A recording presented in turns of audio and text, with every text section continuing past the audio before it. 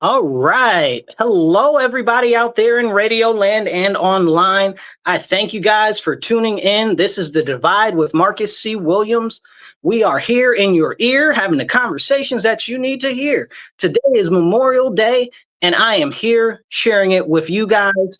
If you guys are not familiar with Memorial Day, or you're listening from far away, or you're not quite sure what it's about, Memorial Day is the holiday when we actually remember in memoriam those who gave the full measure, those who gave it all, so that we as American citizens can have peace, prosperity, and a government that's supposed to be led by the people and for the people. You know, a lot of people confuse Veterans Day and Memorial Day because they just see it as a holiday for the military or whatever the case is, but that's not the fact. Fun fact, Memorial Day was started by Black Americans. Yeah, that's true story. You can look that up. It started by Black Americans that were veterans that were honoring their war dead and those who came back from the Great War, you know? So this is a very, very, very solemn occasion, but also a means for celebration, right? Like in America, we like to have parties for any given reason, right?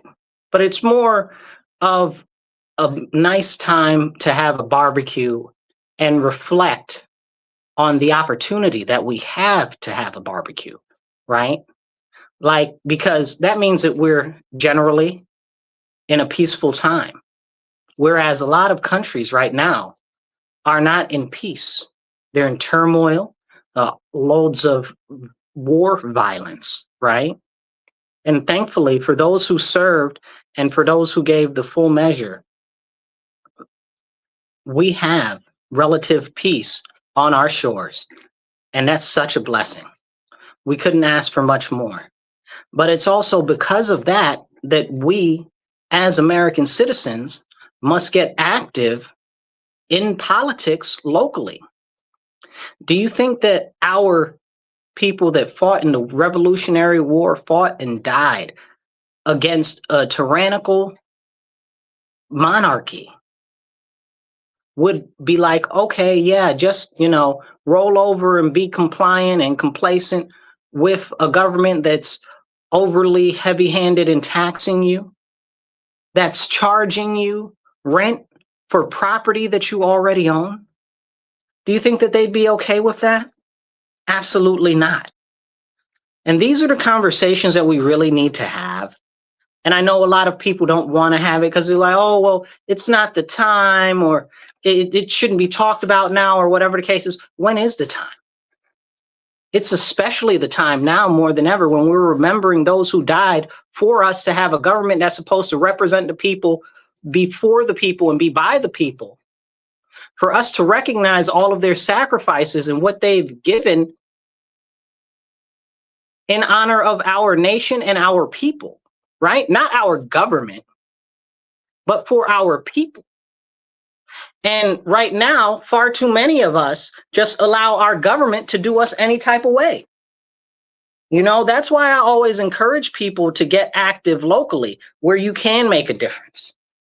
I live in a city that's been under one-party rule in Rochester, New York, which is a Democrat-run city for 57 years.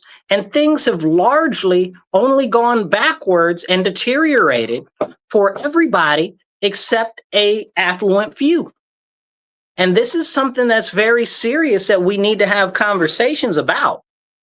Like, our forerunners and our forefathers didn't die for us to be all namby-pamby about what's going on in local politics. Everybody gets distracted with the president. Oh, the president this, the president that.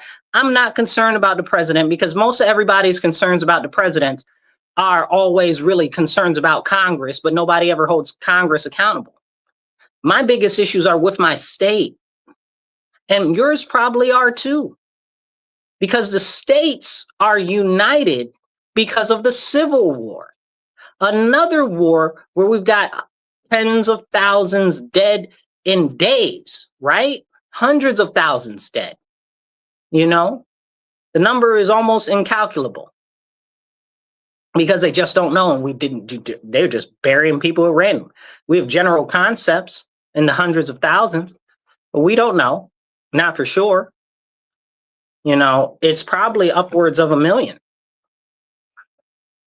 maybe more, you know, but we don't talk about the sacrifices that were given in things like the Civil War so that we as states, as a union, can be united. And I believe that when we have a lot of conversation about the Civil War, it always ends up being solely around slavery, which is the very largest part and cause of the Civil War. You know, some people will argue states' rights and stuff like that, which isn't wrong, but a state's rights to own slaves as other human as cattle is very problematic. So we had a war about that. But see, what needs to be noted there is the Confederacy, and follow me on this, is the Confederacy saw it as their states' rights, right? Because states' rights supersedes the federal government because we're supposed to be a republic, you know? Like originally we started off as a confederacy, not as the Confederacy. I'm using air quotes if you aren't able to read, but that's why we have the Articles of Confederation. Go look those up and read the Articles of Confederation. But we started off as a confederacy and we turned into a republic, which had more strength in the federal government than it did as independent, excuse me, let me say it like this. The federal government under our republic system has more power than it did when we were a confederacy. You know, honestly, I like the concept of us being more loosely affiliated than top level affiliated because the federal government is a very large issue for me. And somebody dropped a comment there. Let's see. Thank you, Lewis. Lewis says, happy birthday. Today's my birthday, you guys. I appreciate you all. Thank you so much, Lewis, for tuning in. Yeah, so thank you, Lewis. I appreciate you. Yeah, but what we got going on right now is a tyrannical government in our state. Not even so much the federal government, but people get it twisted. And here's the issue. Our state has a governor that is a complete tyrant. Her name is Governor Kathy Hochul. I call her the high priestess, okay, because she swears up and down that she speaks for the Lord himself when she got up on the stage in front of a church and said, the Lord told me that everybody needs to be vaccinated. Who? What Lord? What God? What God are you talking about? Crazy lady? Witchy poo? Okay, like insane. But she said out of her mouth after the Bruin decision, go look that up in the Supreme Court. It's a gun decision which said that the states may issue platform for firearms licenses is unacceptable and unconstitutional. It should be a shall issue state. And there's a whole thing. I'm not going to dig into that right now, but we might do it a little bit later. But the Supreme Court said that all of the gun laws that are in New York State essentially are unconstitutional. And Kathy Hochul, our governor, got on the TV and she said, I don't care what the Supreme Court says. I do what I want. She said this out of her mouth on the television, you guys. You probably find the recording still. She said the U.S. Constitution does not apply here. I said, wow, that's absolutely unacceptable. But it shows you how confident she is in states' rights over federal rights. But this is exactly why I say that we need to get involved on the local level, because that's where the power is. The power is in your municipal government, in your county government, and in your state government and state legislature. This is where real change can be made. This is where we can make a real difference. This essential localized rulership is, they call it home rule in New York State, is what all of our people died for. They fought and died for that in the Civil War, in the Revolutionary War, so that we could be as individual sovereigns over ourselves, not having the government be overarching for every single thing that we do every bit of the day. And it's a really, really, really serious conversation that we need to have, especially on such a solemn day as Memorial Day. But a lot of people don't want to have these very serious conversations. I'm very strong on states' rights, even though I can't stand my state government. But that's why I'm always encouraging people to get active, get engaged, participate in government, and especially work with candidates that are running for office. Shameless plug, I am running for office in the city of Rochester, New York for city council, and it is my birthday, and it's my birthday week too. So I'm working on raising $10,000 for my campaign this week. So if you can, donate to my campaign. Marcus, the number 4, Rochester.com. That's Marcus, the number 4, Rochester.com. We're working on that so we can make a difference here locally, because I don't just talk about it on the radio or talk about it on the internet. I'm about what I talk about every single day. I'm not encouraging any of you guys to do anything that I wouldn't do. I believe that you should lead from the front. You know, that's how it should be done. That's my personal philosophy. You know, don't talk about it, be about it. Okay? But as we continue this conversation, and please hit the like and the share button and get this out there to more people so that they can join into the conversation. And if you're watching right now and you're on X or Twitter, whatever, hit the retweet button. It don't cost you nothing. Hit the retweet button. Okay. And if you're on Facebook or wherever, share it to your page, share it to your friend's page, share it to everybody's page. Oh, we got a comment coming in. Hey, who's that? Lynn, thank you so much. Lynn says, happy birthday. I thank you for that happy birthday. Yes, you guys, today is my birthday. I appreciate you all. And make sure that you share this out with more people. You can also donate to the show. We're here on Cash App, $sign MW Real, the number 1, or you could do PayPal and Venmo. It's at Marcus C. Williams. We work to raise about $25 to $50 an episode so that we can actually get more airtime. Airtime is not free, and we love having these very important conversations with you. So please support the show. Donate Cash App, $sign MW Real, the digit 1. That's MW Real, the number 1. Or you can do Cash App or PayPal or Venmo, and that's at Marcus C. Williams. Now share this out. Let's get back into it.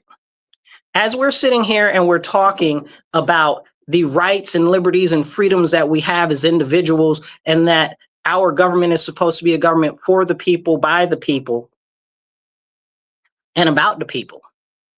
We have to remember all of those who sacrificed so much. Like, this is how our country was founded, right? Like the Revolutionary War. How did the Revolutionary War kick off? Because they were charging us too much taxes. You know, the whole cry, no taxation without representation. Well, let me tell you right now, they're trying to charge me taxes and I don't have no representation here in the city. None of these people represent me. Okay. Like I said, our city's been run for 57 years by Democrats solely. None of them really have the same priorities that I do.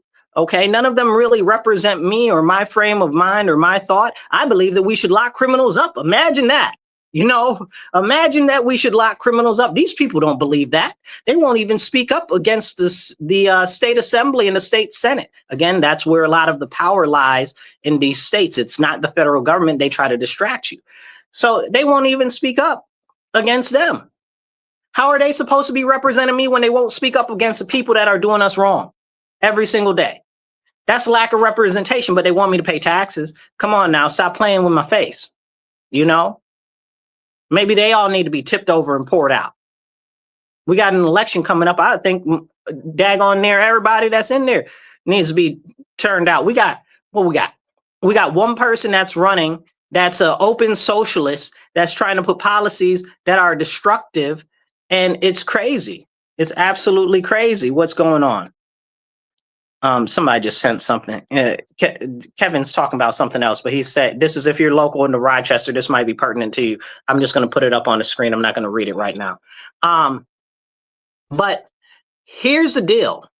With our local municipality, If my elected officials who are supposed to represent me aren't representing me, why am I paying taxes? Then most of my taxes go to school taxes. I don't have no children. If I had children, they wouldn't be going to these schools, okay? Because these schools are terrible, terrible, terrible. Like I couldn't even be nice about it if I wanted to. That's the nicest way I could say it. These schools out here that we have in Rochester are breeding criminals. They're breeding people that have no hope, that see no value in any future because their futures are being stolen by this ridiculous education system, which is not only minimizing them, but it's not producing anything for them to see a better way forward for themselves to be productive in the future.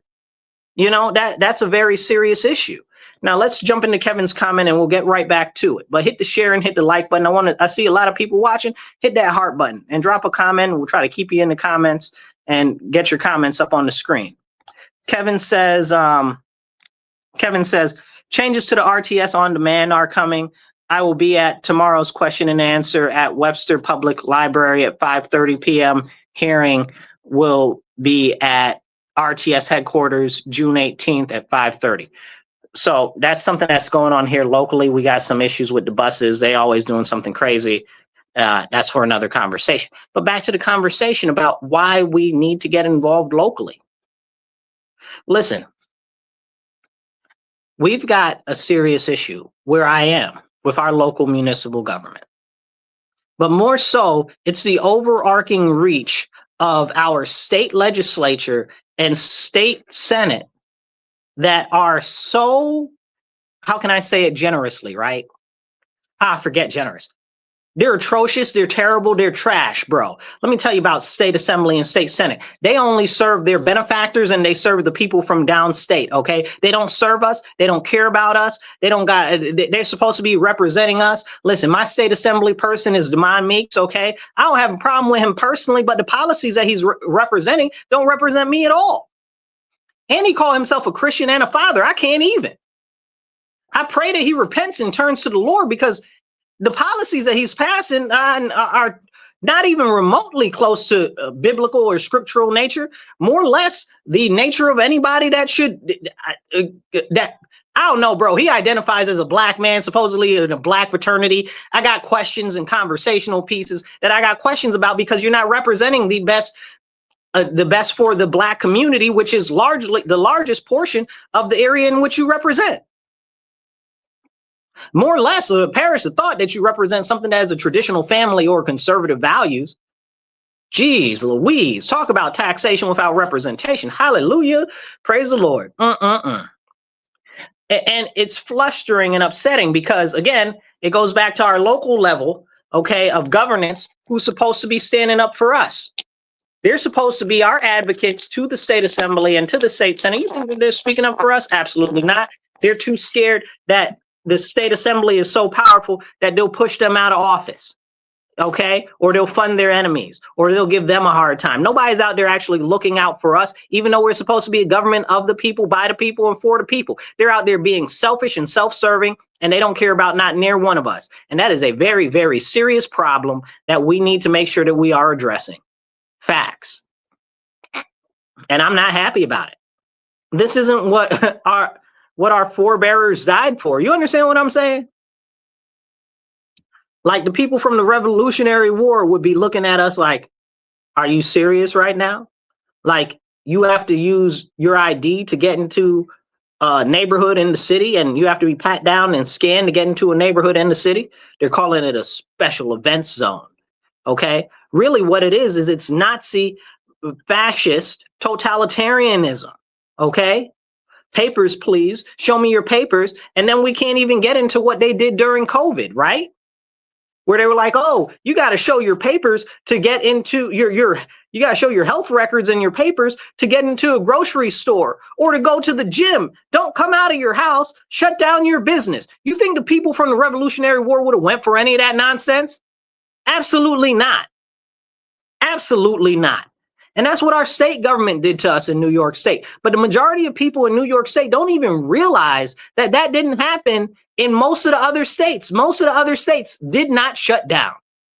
Largely, it was only California and New York State that happened in. But because everybody in New York State thinks that we are the center of the world, perish the thought that anything happened differently outside of our state. But they think all of the states shut down. And now they're talking about, oh, just forgive us and pretend like it never happened. It never happened, bro?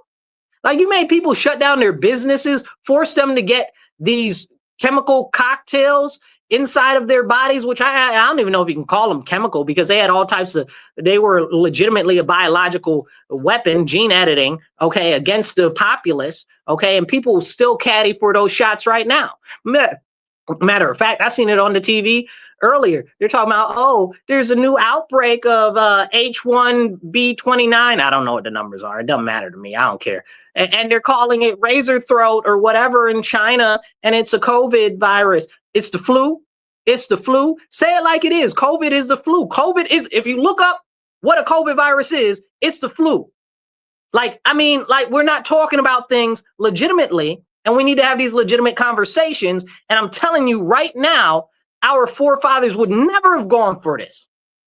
Never have gone for this. Even if we just go back a couple of years, you know what I'm saying? If we go back to, let's say, World War II, none of them would have gone for that. You know that people in World War II, and I'm going to do a deeper story on this in another episode, people from World War II, when they came home and they saw the corruption in their local government, they took up arms and they overthrew a number of cities inside the towns inside of the United States of America because the government was so corrupt. You know that happened?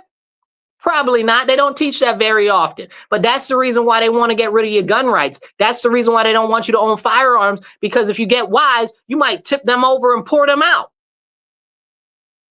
Which honestly, the way that our government is looking, most of them need to be tipped over and poured out like a batch of spoiled tea.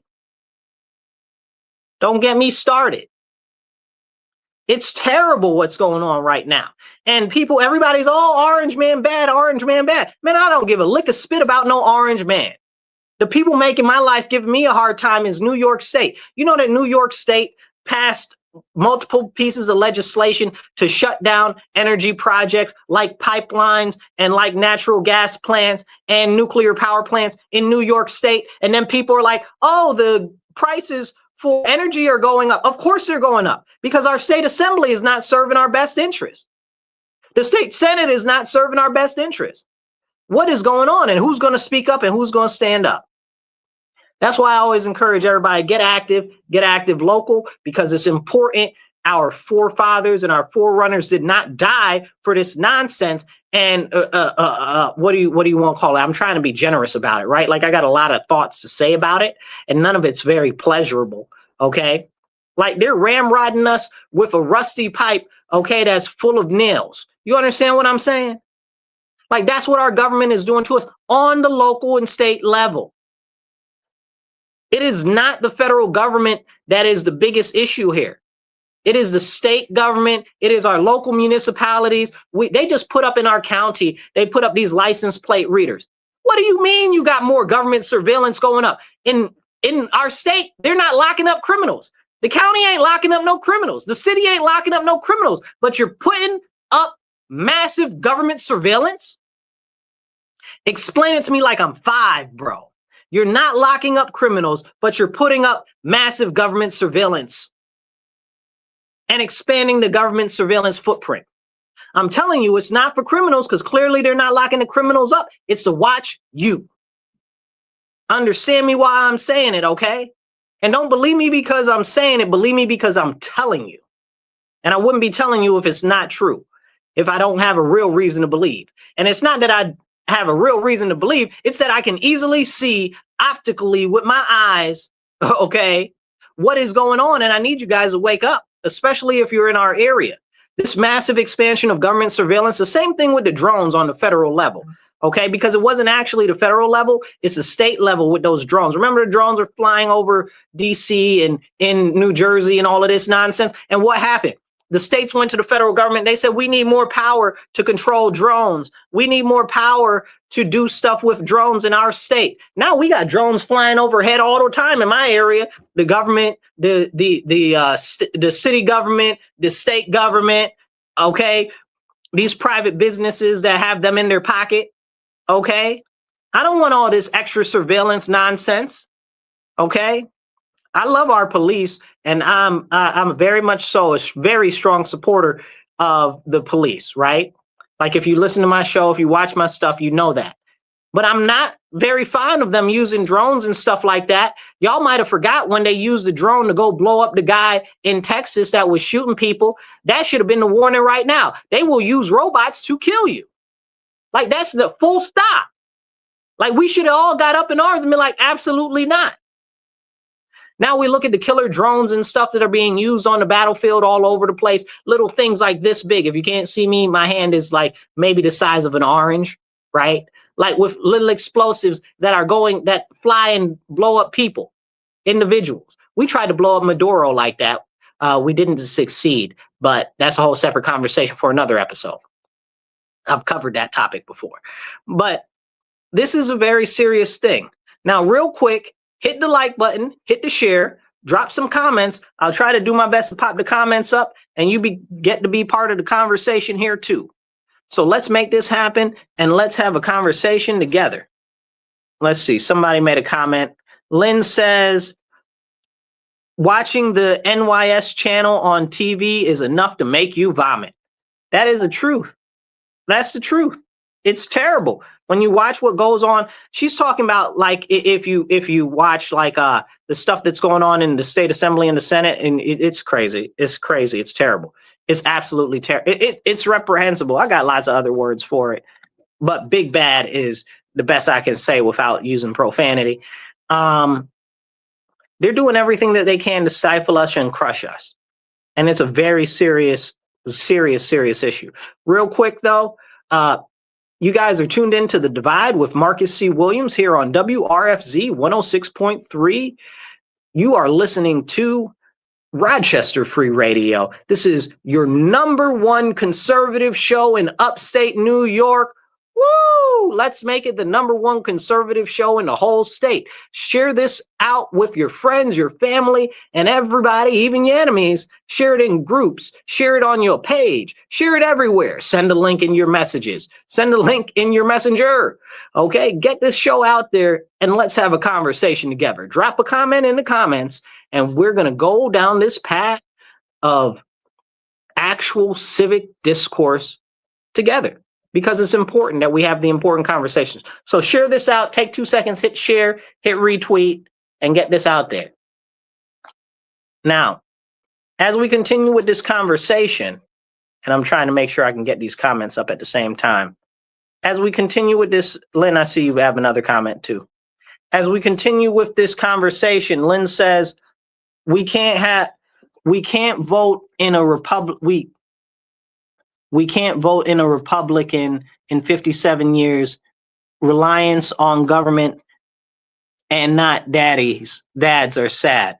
Okay, so now she's talking about in the Rochester area here, we've had Democrat rule for 57 years and government has become daddy. You know, you might often hear me refer to the government as daddy government in different conversations because that's what it is. The government runs the roost right now. Every man's household is supposed to be their castle, but it's really the government that's in control. You know, you're supposed to have complete title and deed over your home, allodial titles and stuff like that. You should not be paying for your home and for your property once you bought it. It's yours. You're paying to rent your own property. It's insane. The state or the federal government should not be taking your money that you earn. If they want taxes, let them raise a levy of a bond. You know what I'm saying? Like, but what they're doing is they're making it so that it's more difficult for you to afford to be self-sufficient and independent of our government. This is what our soldiers have fought against. This is why the Revolutionary War was fought.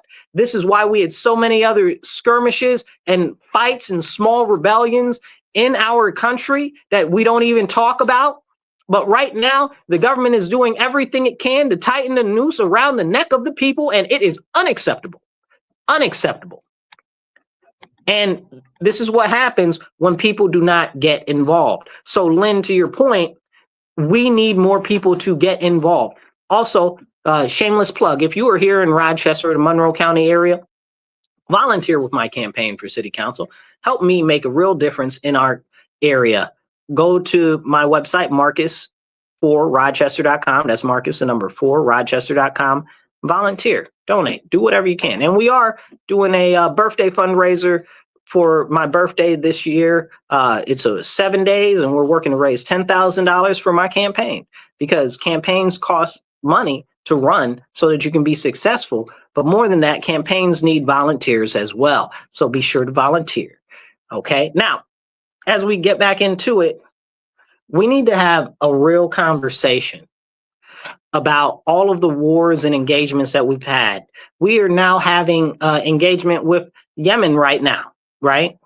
So Yemen had the daggone audacity and nerve to launch missiles at our ships. And if you guys know, you do not touch America's boats. Okay. If you don't know, now you do. You don't touch the boats. America kind of freaks out when you touch its boats. So here we have an issue with Yemen where they're attacking ships and stuff in the Suez Canal and in the area over there and all of this and all of that. So it's hampering trade, it's slowing down trade, and it's causing all types of issues. So we're dropping bombs on them, missiles, whatever, largely in part because of that, but also because of Israel, because they're bombing Israel. I got some stuff to say about that. We're not going to talk about it the way I want to right now, because I want to cover other things today. But the fact of the matter is that we're dropping missiles on Yemen. And Yemen's like, oh, well, we've got missiles to blow up Israel. Israel ain't, sorry. Israel ain't the U.S. Don't tell me what to do over Israel. I'm going to drop all the bombs on you, no ways. You know what I'm saying? Then they're like, oh, well, we've got missiles that can reach the U.S. and we'll drop bombs on the White House. Listen, if you're feeling froggish, leap. You understand what I'm saying? Because we'll reduce the rest of your country that isn't sand to sand.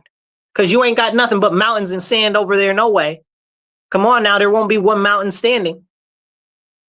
But I say this in the way of saying, why are we even messing with those people, bro? Like, why are we even over there? We're over there bombing them for our interests and partially for Israel, which I'm not very fond of that concept. Okay. Let Israel do what Israel does. It ain't got nothing to do with us. Okay.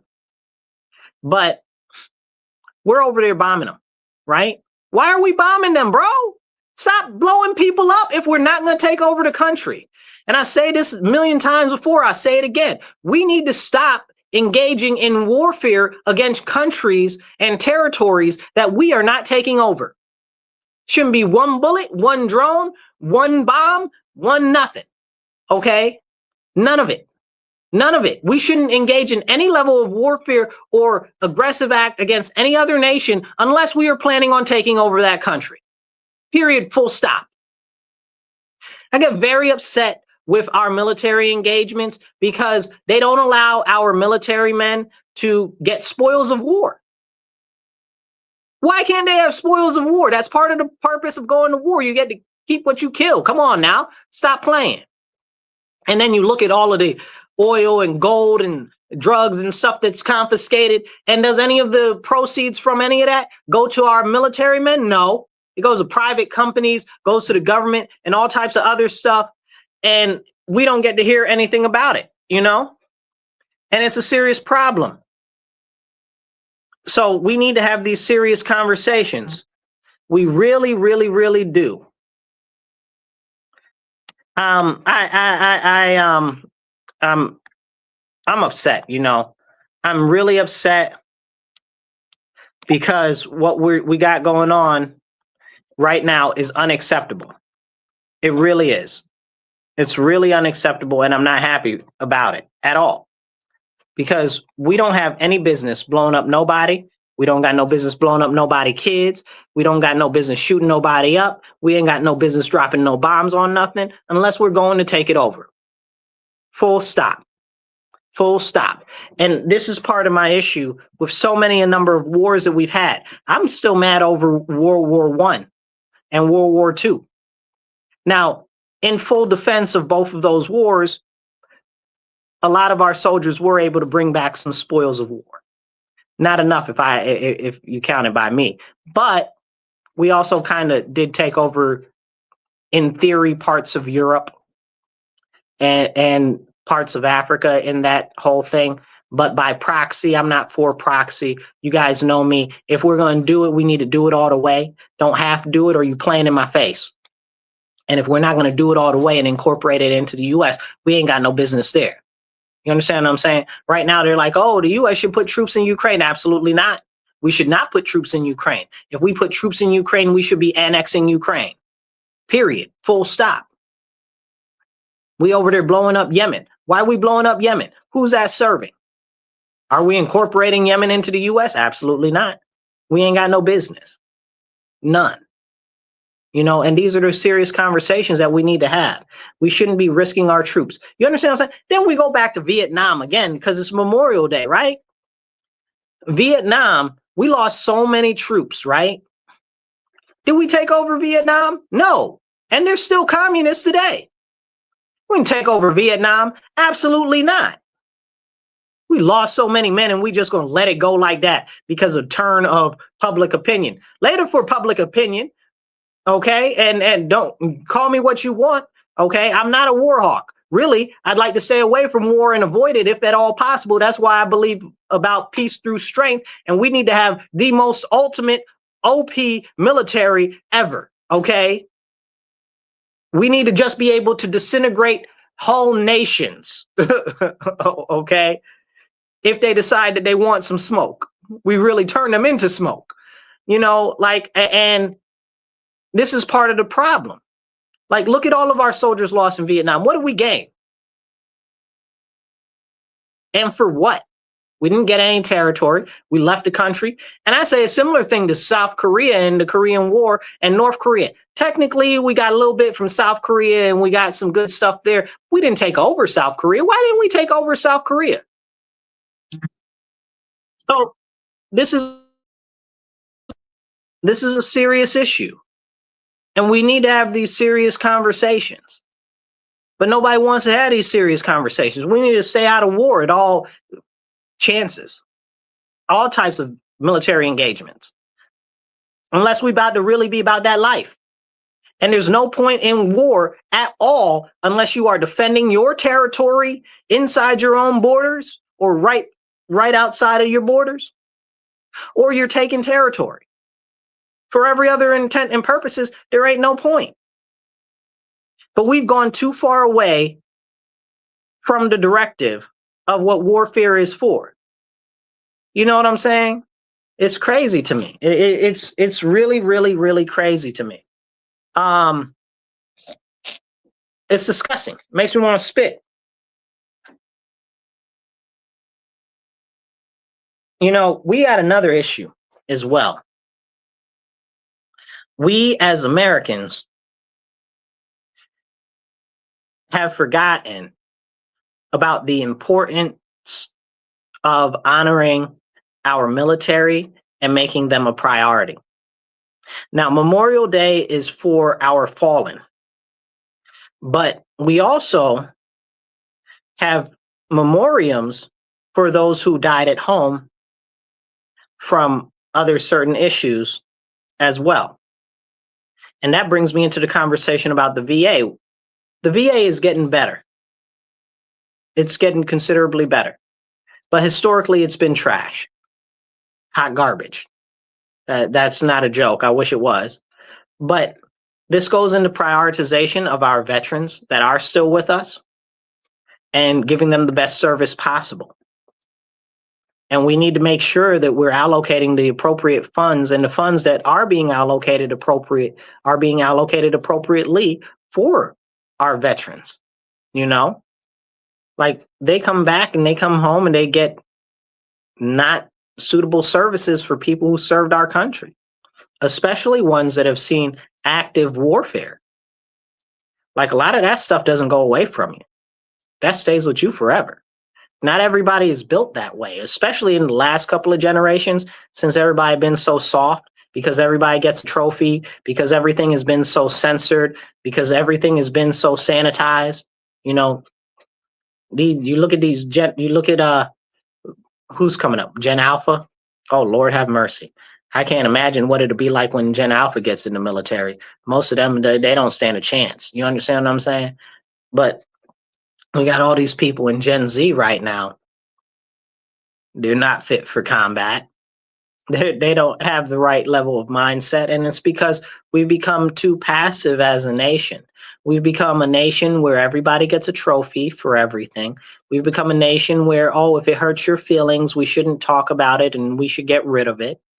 We've sanitized everything. You know, Mike Tyson said one time, and I'm paraphrasing, the internet has made people real comfortable with saying foul stuff without getting punched in the face. And that's something to take to heart, because right now, everybody will say all types of crazy stuff. And then they'll be like, oh, well, it's my freedom of speech to say down with America and deaf to America. No, it's not. No, it's not. I mean, it is, right? You can say that. You can say whatever you want, but it doesn't mean that there won't be consequences for you saying that you want death to our country. You've declared open war against our nation. You should be put in military prison. Okay, you should not even have a regular court case. You've declared yourself a combat enemy, an enemy combatant. They should deal with you as such. You understand what I'm saying? These people should be happy that they're not being scraped up off the side of the road after saying crazy stuff like that, or waving foreign flags, talking about the only solution is an Antifa revolution or Intifada revolution, an armed overthrow of our nation, while you waving foreign flags. Are you serious, bro? Listen, these are the serious conversations that we need to be having, but people don't want to have them. Now, we sit here on this solemn day, also my birthday. Happy birthday to me. But we sit here and we really need to sit with how many people have sacrificed for us, for our homeland, just to be generally devoid of war in our territory, right? Like, there are no real armies on our shores right now that are actively engaging in direct armed conflict with us. And I choose my words carefully there, right? Because, I mean, it could be said that they're using drugs against us and they're moving against us. By that means that all types of other stuff, human trafficking, stuff like that. But that in general, our country is pretty safe, And people will say, oh, well, there's shootings and this and that. There's shootings because there aren't enough guns. What we started to do is we've taken away firearms from people, even though it says that it is their inalienable right. It is the only right in the Constitution that says shall not be infringed. It is a right that is given by God and protected by the Bill of Rights in our Constitution. It isn't a right that is given by the Constitution. It is a liberty and freedom that is protected by the Constitution. And there is a very, very serious difference. And we need to have those serious conversations. But people don't want to. Hit the like button, take 2 seconds, hit the like button, hit the thumbs up, join the conversation, drop a comment. I'll do my best to pop the comment up on the screen. Okay. Be part of the conversation. We're making sure that we have the important conversations here on this show. So you can donate, please donate and support the show. It's on Cash App, $MW Real, the number 1, that's $MW Real, the digit 1. Or you can do givesendgo.com/Marcus C. Williams. And we're on Venmo and PayPal at Marcus C. Williams. We're working to raise $25 to $50 an episode so that we can get more airtime, because airtime isn't free. And we need to have these very important conversations. Now let's jump right back into it. Oh, I can see the comments. They're popping up on the screen very, very small. I don't know how to make that bigger. I'll work on it on the next show. But as we have these conversations that are so important, as we sit in general peace, it doesn't mean that we're not supposed to get active. We must get active. I believe very firmly that we need to reinstill into our society not just technical acumen and skills and trades, but also a zeal for physical fitness so that we are a very strong and healthy nation, like physically strong and healthy. Like a lot of the stuff in our food right now is run by horrible multi-mega corporations. Like a lot of the people don't know that a lot of the cigarette companies that were killing people through cigarettes are now killing people through food because the cigarette companies bought up all the food companies. A lot of people don't know that some of our biggest suppliers, especially for pork, are run by the Chinese. I couldn't imagine that the Chinese want anything good for us. You know what I'm saying? But these are the important conversations for us to have that we're not having. We need to return our nation to relative health. And the only way to return to relative health is to make sure that we're able to get enough meat protein, like beef and chicken is good, but beef is better. We need red meat in our system. It's been shown by science. It's been shown by science that your brain shrinks when you don't have animal protein. And the best way to do that, to get enough animal protein, is through beef liver. It's very good. I love beef liver. Beef liver is good. Tallow is good. I love liver. I can't stand onions. You know, so people are like, liver and onions? Absolutely not. Give me some good liver. Yum. Okay. Also cabbage. I don't like cabbage. I had too much cabbage when I was little. I'm all cabbaged out. Cabbage and what do you call it? Corned beef hash. Ooh, ugh, ah. No more corned beef hash. Never. I ate so much corned beef hash. The only thing I did eat a lot when I was little that I never get enough of, pork and beans. Yeah. And today is Memorial Day, so I'm sure that when I go out, there's going to be some barbecues and stuff. Somebody's got some pork and beans somewhere. Okay. I'm about that pork and bean life. Okay. Even though I try to stay away from pork, you know what I'm saying? In general. Like I don't not eat pork, but I don't not eat pork, if that made any sense. Right. But anyway, we do need to restore our nation to relative health. And the only way to do that is through making sure the food that we eat and that we consume is healthy. But right now, we've got a lot of special interests that are involved in the manufacturing of our food. And a lot of it has become industrialized and not localized. We need to return local production of food locally. Now we have a serious issue in New York State because they decided to take all our farmland, a lot of it, and to put up solar panels on it. Lord have mercy. Even though solar panels don't even really work in New York State because it's dark all the time and because it's too expensive or whatever the case is. We're not going to go into that the way I want to. But the biggest issue was with the solar panels is it leaches poisonous chemicals into the land, meaning that we can never use that land ever again for farming.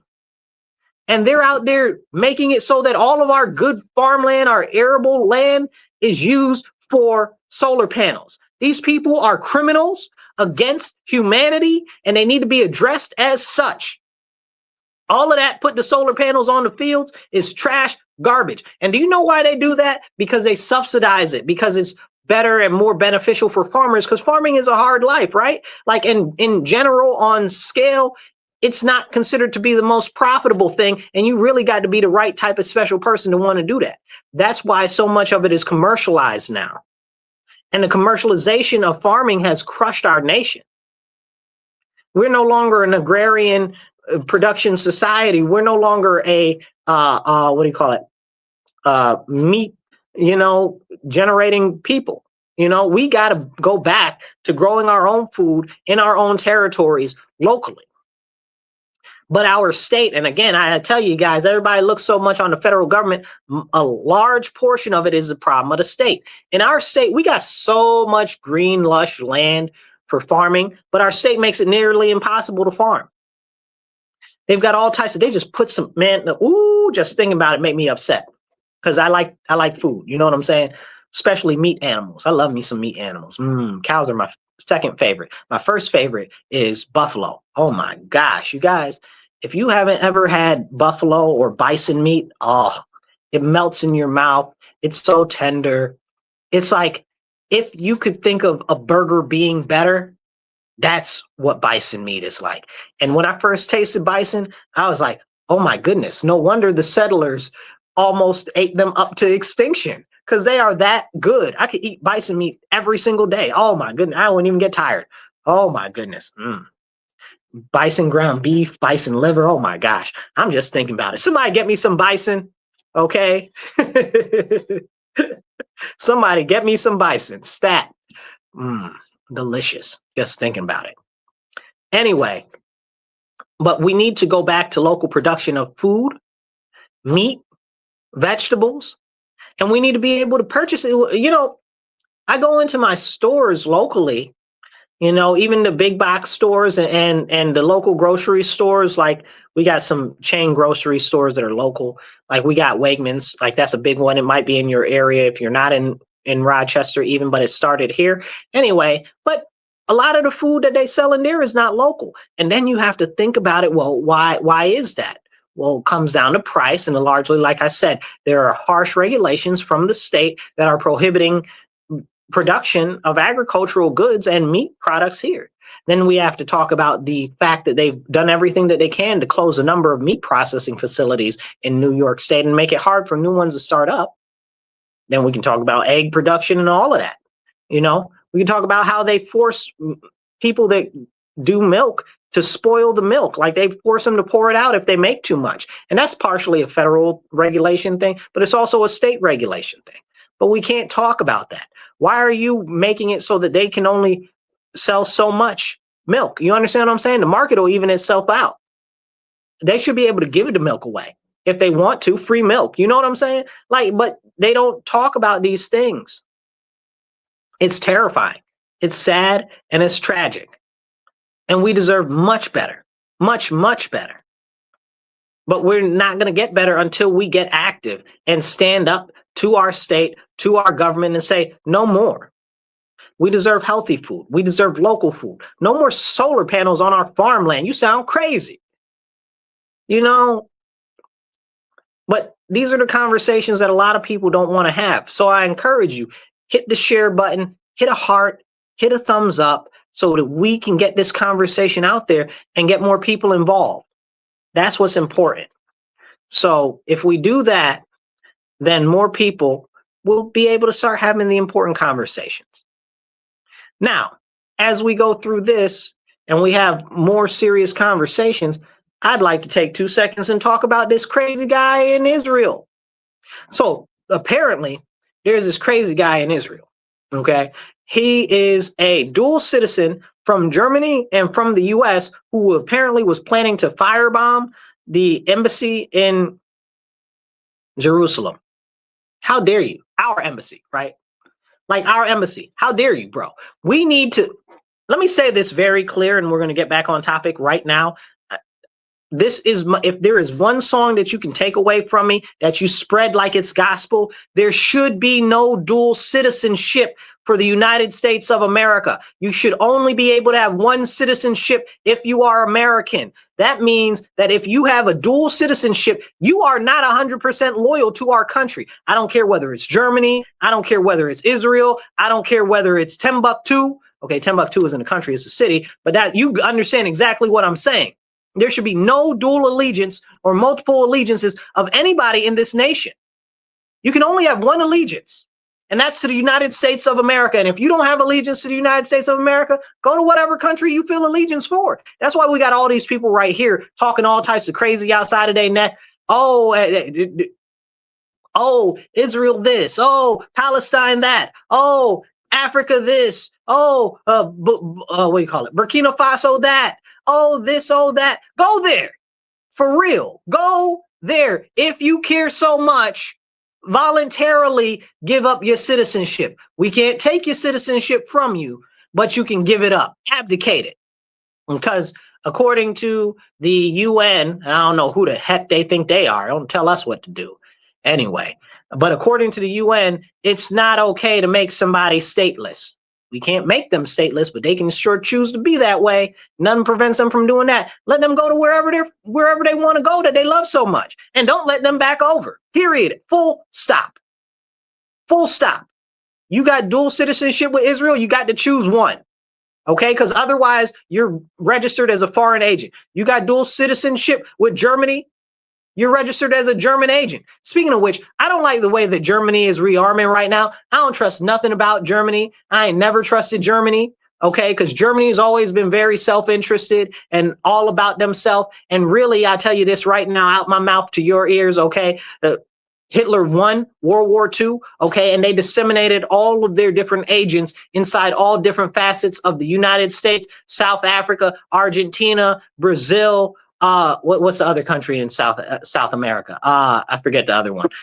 Chile, okay, number of different places throughout the European Union, England, Canada. Everywhere the Nazis went. The Nazis went everywhere. And what did the Nazis want? They wanted to unify Europe was one of their end goals, and they wanted free transitional transport throughout all of Israel, throughout all of Europe, and they wanted trade and international commerce all throughout of Europe. And what's going on right now? The whole European Union look like the Nazis to me. Look like the Nazis won. They accomplished all the goals of the Nazis. You know, and somebody will say, oh, well, what about the Jews? Forget that part of that conversation, because that gets disproportionately blown out to avoid what the Nazis wanted on the other levels. Because we can't even talk about those issues.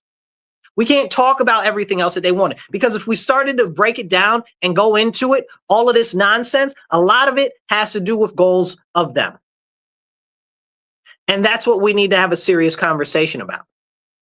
So when I see Germany rearming and them getting a whole bunch of stuff going on there, I don't trust them. I don't trust Germany. I don't trust Austria. I definitely don't trust Austria after what they just did with their previous, was it prime minister? I think he's prime minister. He just got acquitted on all these crazy charges. The dude was corrupt as a $3 bill, okay? And then they over there in the European Union, they're over there stealing elections and all types of crazy stuff and stopping candidates from running and all types of just complete dictatorial, totalitarian nonsense. And a lot of it's being done through lawfare that they saw was implemented in the U.S. against other people's opponents here in the U.S. Like we were the testing ground and the proving ground for it. And then they're taking it over to Europe and now they're doing it over there big time, big league. You know, like it's crazy what's going on. And we need to have these serious conversations, but nobody wants to have these serious conversations because they're important. And if we have real conversation, it'll be too much like right and might get people to start to thinking. That's why I'm so glad that we can do this show and we can get this message out there and have real conversations with you guys. So I encourage you guys, hit the heart button real quick, hit the share and get this message out there. Just start the conversation with other people. Okay. Share this out. And I'm not a big fan of what's going on with the trade with the European Union either. Trump just said he's going to delay the tariffs until July 16th, maybe. I can't remember exactly what he said, but it doesn't matter. Yvonne says happy birthday. Thank you, Yvonne. I appreciate you. But it doesn't matter. He said he's going to delay the tariffs. I'm not fond of delaying the tariffs. Now, I know he's using it as a tactic so that he can try to levy what he wants out of them and get us a better deal or whatever the case is. I'm a hit them with the stick type of person. Don't threaten them with it. Hit them with it already. Okay? And I know people are like, oh, well, you should delay. Nah, somebody got to get hit with the stick. Somebody or people ain't going to believe that we're going to hit them with the stick. The only positive thing about Trump is people do think that he will hit them with the stick. Okay? But if people keep seeing that he ain't hitting nobody with a stick, somebody got to get hit with this stick. Okay. And I do guess that it goes into some of the planning and stuff with what he wants and stuff like that. You guys drink water, stay hydrated. Drink water, stay hydrated. But it goes into some of the planning and stuff that he is going on for getting us better deals and stuff like that. But still, somebody got to get hit with that tariff stick. Somebody. And as we have this conversation, we need to talk about strategy in uplifting our nation. And right now, we have a whole bunch of things going on that are positive for our country. Even though a lot of people don't like the Orange Man and they're all like Orange Man bad, fine, you ain't got to like him. But I could not like somebody and I could like what they're doing. You know what I'm saying?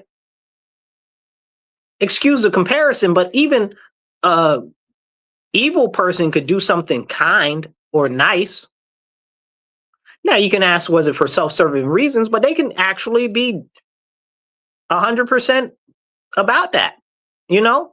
But people don't look at things like that. And right now, one of the big things with this big, beautiful bill that's in the Senate right now, it went through, past the House of Representatives. I'm not a big fan of a lot of it because it expands spending too much, you know? But I am happy that it's got the Hearing Protection Act in it, which basically allows people to not have to have a tax stamp for silencers. So that's awesome. I'm glad that that's gone. We need to get rid of the whole National Firearms Act. That whole thing needs to be thrown in the trash because it's a violation of our constitutional rights in the Second Amendment. And they need to, in the state, in the legislature, in the what do you call it? In the Senate and in the House of Representatives, they need to abolish the ATF, and they need to pass constitutional carry reciprocity, where you can carry your firearm anywhere in the country, because the bad guys got the guns, the government's got the guns, and the only two people that you got to be worried about with guns is bad guys and the government. And who's got all the firearms? The government and the bad guys. Not that they're always mutually exclusive. And that's a conversation that we need to have. But people don't want to have that conversation. Anyway, there's some good stuff in that big bill, right? Okay, but I also don't like that it increases spending so much. And they're like, oh, well, there's, what did they say? A couple trillion, 1 point something trillion dollars that got cut from the bill. But that's over X amount of years. And the bill itself adds like $4 and some change trillion to the deficit, or whatever the case is. Too much deficit. Too much deficit. And I know people are like, oh, well, if you cut stuff, stuff's going to have to get cut. Duh. Of course. Of course, stuff's going to have to get cut if the money gets pulled back. You know, they all of this conversation about Doge, where were the Doge cuts finalized? None of those cuts were finalized. None of those were enshrined by Congress. You know, I was listening to the Senate about this bill that's there now, the big, beautiful bill that they call it. You know, and who was it? Was it Thune? I don't remember whether it was Thune or it might have been Massey. I'm pretty sure it was Thune. Thune said that the debt ceiling bill should be separated from that bill. And I agree with him. I 100% agree with him. I'm so sick and tired of whoever it was that said it. I can't remember exactly. But I'm so sick and tired of them stuffing all of this different stuff into these different bills. Occasionally they put something good in there. Most of the time it ain't nothing good. But it also slows down a lot of good bills, because they'll stuff so much stuff in there, people won't vote for it, even though the basis of it is good. And that's detrimental. That's really, really, really a serious problem. Let's see. Somebody made a comment. Let me see. Kevin says the Big Beautiful Bill Act should force those who can work to go back to work requirements for Medicaid and food stamps. That is what the voters voted for last November. Okay, so Kevin, that is what the bill does. So you got all of these Democrats and loons out there saying, oh, well, the bill is going to cut, I can't remember what they said, like 13 million people off of Medicaid. They're liars. They're liars. That's not what's going to happen. It's going to cut people off of Medicaid that are illegal aliens, and then it's going to implement work requirements. Okay? I don't see why there should not be work requirements if you're able to work. You know, like that is something that we need to have a conversation about. I was talking to somebody that's pretty far left this morning, and before I could even explain it, they were like, yeah, you should definitely have work requirements for that. That's why we have so much issues with not having enough money right now. I said, boom. I said, boom. I said, but see, this is what happens in the media and stuff like that. They don't have the right conversations. Maybe we should have a conversation about how we should implement work requirements. Maybe we should talk about who should have work requirements. But we're having the wrong conversation, because all the Democrats are doing are causing and stirring up fear, talking about, oh, it's going to cut all these people off of Medicaid, when that's a lie. It's going to cut off all the illegals. Okay, send all of them back to their country. I'm dead set, and I stand on that. Okay, even though my church and my people, and even though work that I do helps out with people that are refugees and asylum real asylum claims and stuff like that, I say real quick to everybody, send the fake asylum seekers back, deport all of the illegal aliens, repatriate them back to their own country. You know, because there are true people that are here seeking asylum that should be on asylum. There are real people that are real refugees that are on refugee lists that can't get in because of what's going on. But these people that are here in this country illegally or unlawfully are getting all of these benefits, which are draining our whole nation. Now, we saw this most explicitly with a lot of stuff that was happening in Texas and Arizona when it comes to the hospitals. Okay, when they started to come over, a lot of the smaller hospitals had to close down because they couldn't afford servicing all of these people and not getting reimbursed. It was a whole big problem. So one of the big things that they started to do was give these people Medicaid. And this was a wrong thing to do because that's drawing away from our Medicaid coffers. And Medicaid is already on schedule to be out of money by 2034. Okay, we're in serious, dire straits right now. So that's why they need to get all these illegal aliens off of Medicaid. That's why we need to find the fraud and abuse and the waste that's in there and see where we can cut it. That's why we need to come down on these pharmaceutical companies and these medical, procedural companies and the people that make the machines and stuff, and come down on those companies that are trying to skim from us and steal from us. That's why I'm glad that Trump did the for most favored nation clause and reinstituted that, where the drug companies can only charge us as much as they're charging in other countries. But we can't talk about that. That's something good that everybody should be able to agree on. And that's something that Congress should have enshrined and should be in that big, beautiful bill, Kevin. But can we talk about that? No. That's something. Why is that not enshrined in Congress? That should be the easiest bill to pass. Right? We should be able to put that on one sheet of paper right there. Bing, bang, boom. It should be able to get voted on one day, out in an hour, to the Senate, out the same day. Now, of course, I know realistically that's not how things work in time and all of that, but it should, right? Like, why are they charging us so much and everybody else so less? Oh, because we can afford to pay more. No, we can't. Have you seen people? Have you seen people? Like, people can't afford barely to breathe right now. Okay, a lot of people in our country. Like, you go to McDonald's, it's $30 for a Happy Meal. I'm over exaggerating and embellishing a little bit. It's $15 for a Happy Meal. What in the Jiminy Cracker Krispies?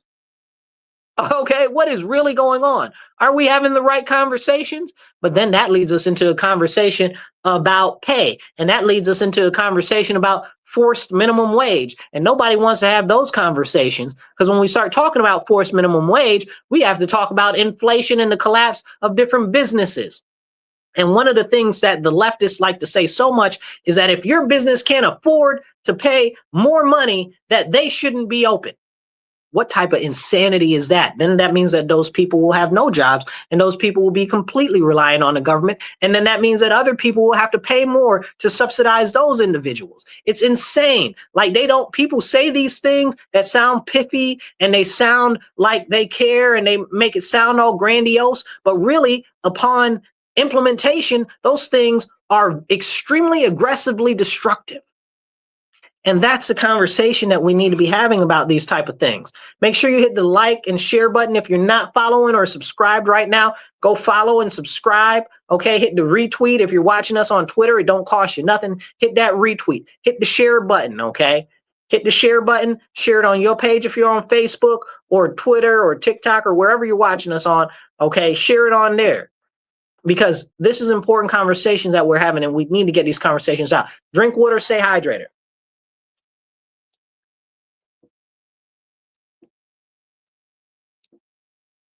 Back to this legislation and stuff. Man, you guys, it's so it's so upsetting. Makes me want to spit. Now, as we have this conversation about the policies and stuff that's going on with legislation, and specifically the big, beautiful bill that they call it, spending cuts. We need spending cuts. We're spending far too much. And I believe that a big part of that is because the government is too big. The government should be so small, and this goes back to us fighting for our country and those who died and perished in the Revolutionary War and other various engagements and skirmishes. Okay, our government, they fought for a small government, a government that's focused locally. Okay, not a big, huge behemoth that is so unwieldy that it doesn't know where $4 trillion disappeared to. You understand what I'm saying? Like, they vomit and throw up. They'd kill over if they were still alive, watching what's going on. It's insane. It's absolutely insane. We deserve a government that's so small that we can fit it in the palm of our hands and we can crush it if so need to be. I believe a large portion of what the federal government is doing should be done by the state or shouldn't be done at all. It should be up to the individual. Whatever is not done by the, whatever is not in law, and I'm paraphrasing the Constitution, but forgive me because I don't remember this off the top of my head. Essentially, it says whatever is not written in for the federal government to do shall be conferred by the state, and if it's not written into the state law, it's one of the it's up to the citizens themselves. And there's not enough stuff that's up to the citizens themselves anymore because every day they're creating more and more laws that are oppressing us more and more and more. We don't need more laws. We need less. Like in New York State right now, we got a crime problem because we got too many laws. They put in a law, you can't arrest nobody. How do you make a law you can't arrest nobody? Sound crazy. Can I put them underneath the dirt? You understand what I'm saying? If somebody try to take some stuff from me, can I put them underneath the dirt? Just let me know. If I can, then you can put that law in. You understand? But I should be able to protect my home, my property, okay, my family members, and I should be able to put them in the dirt if you're not going to put criminals in jail. That's it. That's it. That's the only way I agree to you saying that criminals don't have to go to jail is if I can put them in the dirt and it not be a problem. Otherwise, people got to go to jail because they be out here ready to put you in the dirt just because they're so cavalier and they don't care, right? Because they don't care about their own lives. Why would they possibly care about yours? I think we got another comment coming in here. Let's see. Kevin says, what's Kevin say? Kevin says, I am thankful for my dad's service in our Navy, as well as all those serving in our military. Thank you, Kevin. That's a great share.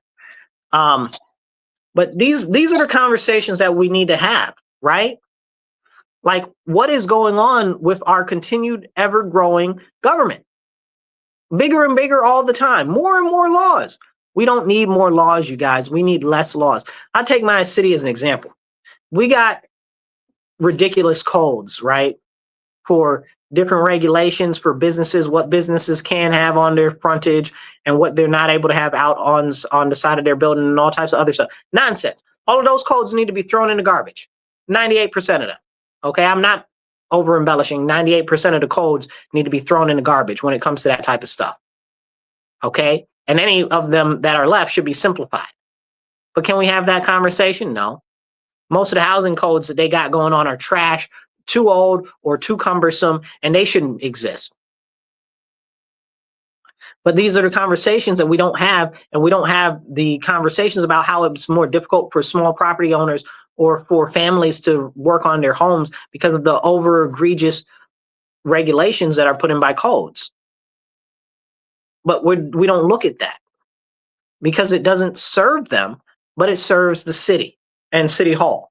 And that's part of the biggest issue. Again, we're supposed to be a government by the people, for the people. But no longer are we that. We're a government that is full of self-serving individuals who care more about their bottom line and their pocketbooks and their benefactors than they do about our everyday citizens. And we need to return a focus on our citizens because our citizens matter. You guys, you matter to me, but it's clear that we don't matter to them. And that is a very, very, very serious situation. And we need to have those conversations. But again, these are the conversations that people don't want to let you have. So I encourage you, hit that share button, hit the like, hit the heart, get this out there with more people, and encourage more people to tune in. Every Monday, 2:30 to 4 p.m., right here on WRFZ 106.3 Rochester Free Radio. You are tuned into The Divide with Marcus C. Williams, the #1 conservative talk show in upstate New York. Let's make this the #1 conservative talk show in the whole state, maybe even the whole country. But in order to do that, you got to follow and subscribe and share this out. Drop a comment, even if it's just a thumbs up or a heart. All of that helps in the algorithm to get it out to more people. And definitely hit that share button, okay? Now, one thing's for certain and two things are for sure. Our government has become too bloated and too concerned with its own self and its own interests instead of the interests of the people. And I know everybody wants to be orange man bad type of stuff. I know it's local and state government that are the problem. Do not let them distract you with a figurehead that has minimal power over anything. I was talking to somebody earlier and they were like, oh, Trump this, Trump that, Trump this, Trump that. I'm like, Trump doesn't have power over any of that stuff. They're like, oh, Trump's cutting Medicaid. Trump can't cut Medicaid. Anything has to go through Congress. That's not how that works. And they can't even do that. That's not how Medicaid works. Like, people don't know how things work. That's another big problem. That's why I teach civics education. Okay. But that's a whole nother conversation. But that's a problem. The only thing that they did say that Trump did is tariffs. Yes, because tariffs can be implemented by the president. Okay, there's a discrepancy right now between some people saying, oh, Trump can't do that or whatever. He can. He does have the authority and the power to do that. Okay, that is a thing. But they're trying to say that he doesn't. But they've been trying to pull back the power of the president for decades, decades and decades and decades. And the less power that the president has had, the more power that these institutions and the bureaucracy get, the more corrupt our government seems to become. Which is crazy, because you would think that if the person in power has more power, that it would corrupt that individual. But no, it's because we've got a shady, shisty network of individuals. It's nothing more than essentially what you would consider organized crime. I'm not saying it's organized crime, but essentially it operates like organized crime. Extortion, backdoor dealings, subversion, what do you call it? When you threaten somebody. Whatever that is, you know what I'm talking about. Okay. But all of these things that they do, they operate just like organized crime. Here in my city, they operate like a crime syndicate. Okay. The government, local government in my city in Rochester operates like a crime syndicate. A few people have the power over everything that moves. You understand? And it's not just the power of the people that are in these positions. It's the power of the state legislatures that are in there impeding in things. And it's the power of their benefactors that are all behind them. It's essentially organized crime. There could be a RICO case on all of these fools. It's nothing but racketeering and extortion. I got a lot to say about it, but people don't want to talk about it the way that it truly is. Like, what's going on here is not right. That's why you see the rich getting richer, as they like to say, and the poor getting poorer. But really what it is it's not so much the rich getting richer and the poor getting poorer. It's the rich getting richer, and the distance between the poor and the rich growing immensely, growing astronomically. The wealth disparity is the real issue in our city, in our state right now. I was reading a report the other day. It says that it costs $247,000 to live in New York State and be comfortable. Who in New York State makes $247,000? That's a crazy number when we know the median income in New York State is like $33,000. That's crazy. And the average isn't much better than that. I think it's like $29,000, which actually is less. But that, you know what I'm saying? Like, it's crazy. It's absolutely crazy. But can we have that conversation? No, but we need to have that conversation. We need to have the conversation about wealth disparity because, again, inflation, people. Inflation. And these people that are so up on all of this socialist nonsense that they're pushing for things like a 4-day work week. Let me key you into a couple of things with a 4-day work week, which now they're trying to make it a 2-day work week. First of all, it's coming whether we like it or not because of the automation and because of the AI. As a matter of fact, it won't matter whether it's 4 days or 2 days or no days, because it's not going to be in existence for much longer as these machines start to come up and rise. They're already taking a number of jobs. And I just was watching a video presentation from one company that manufactures these cleaning robots for hospitals, and they were doing a presentation for investors on it, and they're implementing it into a number of hospitals in Texas and Arizona right now. And I'm like, wow, all them cleaning jobs at the hospital, they gone. They gone. Like, wow. And it was showing how they clean up the bacteria and the bodily fluids, and they were using the black lights and showing how it works and everything. I'm like, oh man, this is terrible. All these jobs are gone very soon. Then you've got the machines that they've already got doing waiter type of jobs at places like even like Denny's. You've got whole McDonald's that are completely automated. Like, are we having these conversations? I hear these unions out here screaming about stuff, but they're not screaming about this automation before it's too late. Like, we should have been screaming about this years ago. Like, this is real serious. This is really, really, really important. And we need to be having these serious conversations, but nobody's having those very serious conversations. That's why I'm fighting so hard to get this message out. So please support the show. Donate. We're working to raise $25 to $50 each episode so that we can get more airtime. Airtime is not free. So please donate.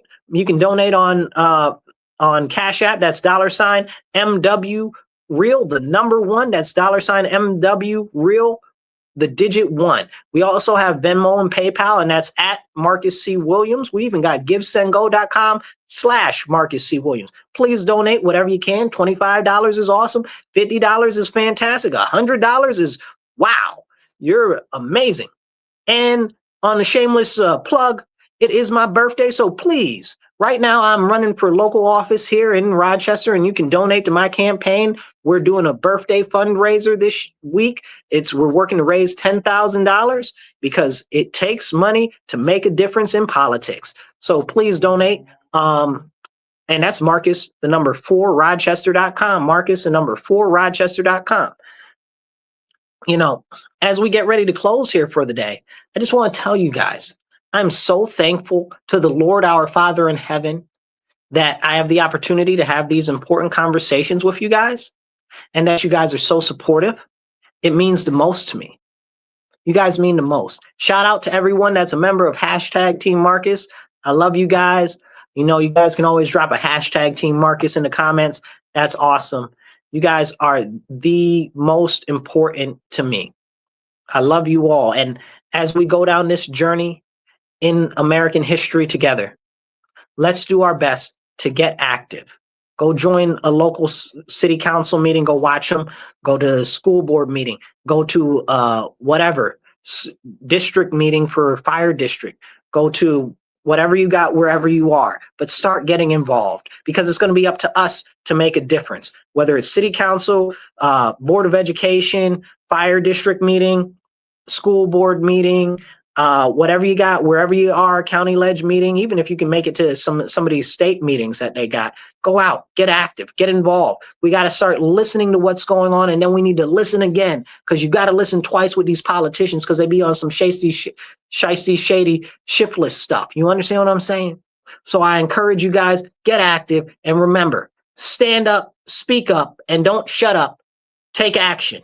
Thank you for tuning in to The Divide with Marcus C. Williams here on WRFZ 106.3. Make sure that you tell all your friends, family, and enemies, tune into The Divide Mondays, 2:30 to 4 p.m. and share this out if you're watching online, and get the message out there. Share it with your friends, your family, any other groups you got, the neighbors up the street, the people in the bar, the people at your union hall. Get these messages out there. Let's start having the important conversations. I'll catch you later. Be blessed and be well.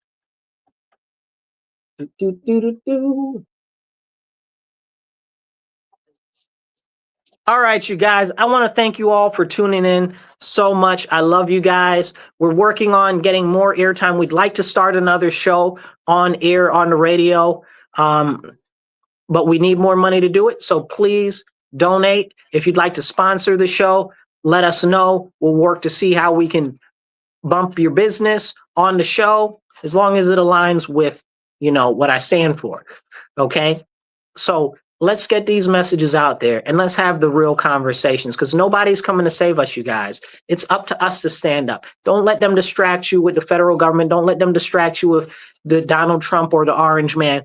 Get involved locally. It's our city, municipal levels, our county levels, and our state levels that are really the ones that are hammering us up the rear end. Okay. And it's up to us to stand up and to push back. And the time is now more than ever to get involved. And if you are in the city of Rochester, message me, shoot me an email, call me on the phone, text me, hit me a messenger, hit me in a comment. Okay. If you want to get involved here locally, you can even go on my website, marcus4rochester.com, sign up to volunteer, because I'm all about that life of encouraging people to get active and putting them on the right course so that we can make a real difference together. With that being said, I'll catch you guys later. I love you all. It's my birthday. I'm gonna go relax a little bit. Hopefully find some food. Where the barbecue at, right? And if you guys got some bison meat, let me know, okay? Because I need that bison meat. Love it, love it. Somebody get me a, what do you call it? Somebody get me a subscription to some bison meat or something, okay? I'm joking, but I'm half serious. All right. I'll catch you guys later. Be blessed and be well. Remember, stand up, speak up, and don't shut up. And thank you to all of those who have family members that have served and that have passed in honor of our nation and upholding our values and our Constitution. It is of the utmost importance that we honor all of those who are our fallen, because that is the reason why we can be here today. Thank you guys. God bless. Be blessed and be well.